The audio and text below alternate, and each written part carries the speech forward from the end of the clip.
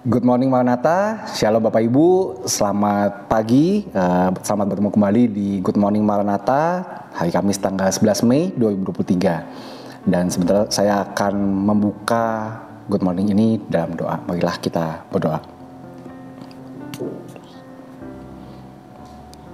Ya Tuhan, Allah yang bertata di dalam kerajaan surga, puji dan syukur kehadirat-Mu ya Tuhan, di hari ini kami dapat berkumpul kembali ya Tuhan, walaupun secara daring, untuk membacakan sebagian dari firman-Mu.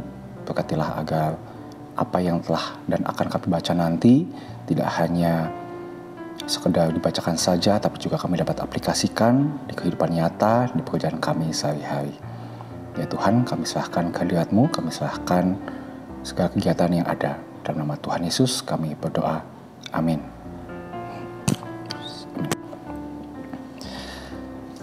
Penghormatan dan nasihat dari Kisah Para Rasul bab 27 ayat 1-12. Sebab itu Paulus memperingatkan mereka. Katanya, saudara-saudara, aku lihat bahwa pelayaran kita akan mendatangkan kesukaran dan kerugian besar, bukan saja bagi muatan dan kapal, tetapi juga bagi nyawa kita. Kisah yang diceritakan dalam nats Alkitab di atas adalah tentang perjalanan Paulus dan tahanan lainnya yang akan berlayar ke Italia. Adalah seorang perwira bernama Julius, ditugaskan untuk menjaga Paulus dan memimpin rombongan untuk berlayar ke Italia. Meskipun kondisi cuaca tidak baik, namun Julius memutuskan untuk berlayar mulai dari menyusuri pantai Siprus, sampai akhirnya dengan susah payah mencapai sebuah pelabuhan yang bernama Pelabuhan Indah.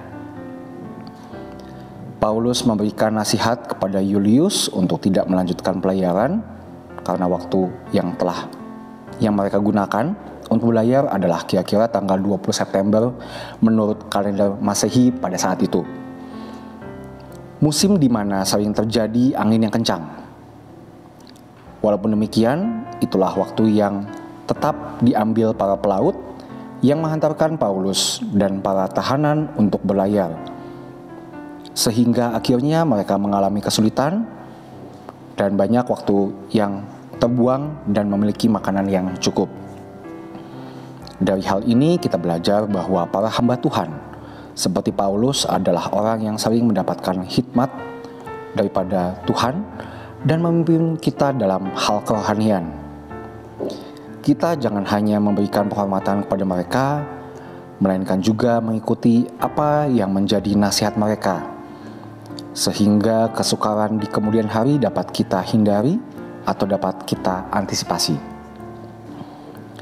Refleksi, kita perlu mendengarkan pemimpin rohani kita, tidak hanya sekedar memberikan penghormatan kepadanya. Marilah kita berdoa. Tuhan Yesus, terima kasih karena Kau memperbolehkan kami dan hamba untuk dapat membacakan firman-Mu ya Tuhan, sebagian dari firman-Mu.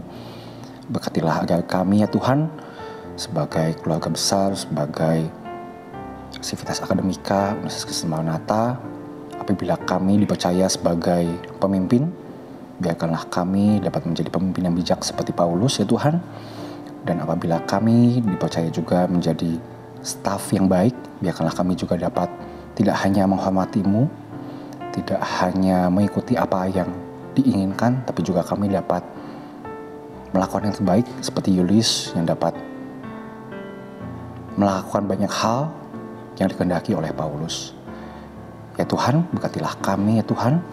Berkatilah keseharian kami, pekerjaan kami, supaya kami dapat melakukan yang terbaik ya Tuhan. Tidak hanya bagi kami pribadi, tidak hanya bagi direktorat kami, tapi juga untuk Maranatha. Dan tentunya untuk kemuliaan nama-Mu. Terima kasih ya Tuhan, dalam nama Tuhan Yesus kami berdoa dan mengucap syukur. Haleluya. Amin. Amin. Baik Bapak Ibu, saya akan membacakan visi misi dari Universitas Kristen Maranatha. Visi Universitas Kristen Maranatha menjadi perguruan tinggi yang mandiri dan berdaya cipta, serta mampu mengisi dan mengembangkan ilmu pengetahuan, teknologi dan seni abad ke-21 berdasarkan kasih dan keteladanan Yesus Kristus. Misi, mengembangkan cendekiawan yang andal, suasana yang kondusif, dan nilai-nilai hidup Kristiani sebagai upaya pengembangan ilmu pengetahuan, teknologi, dan seni dalam penyelenggaraan Tridharma Perguruan Tinggi. Baik Bapak Ibu, demikian renungan hari ini, hari Kamis tanggal 11 Mei 2023. Salam Integrity, Care, Excellence.